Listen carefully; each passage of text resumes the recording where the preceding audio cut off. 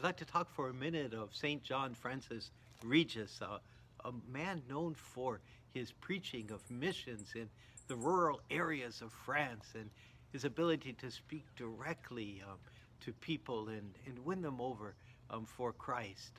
But I want to focus on one of the things he did, or some of the things he did, especially when he was a newly ordained priest. He worked in his town to bring women who had been forced into into the sex trade, and to bring them, to provide houses for them, and to give them the knowledge to and the skills to work with lace, to tat lace, as we say, and become therefore the source of their own income, so they didn't have to fall back into that trade.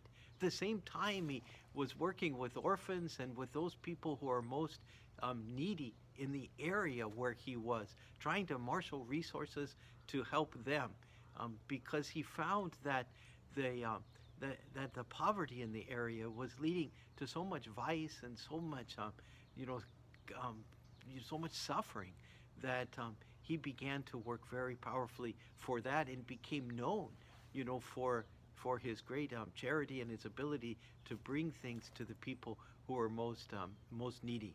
In doing that, he was able to live out the call that he felt to carry the gospel to the people who weren't who had very little. His goal in life, he was in the 17th century, was to be able to go and work with the indigenous people and bring them to Christ in Canada. But he was never sent there. He always lived his life there in the rural areas of France, and really put his ministry and his heart into that. And so, kind of in not being frustrated by not reaching the goal that he had, he turned his energy, therefore, to the area where he was, an area that had been neglected far too long, both spiritually and economically. And so, through his efforts, he was able to reach out and to help people on the very margins of society.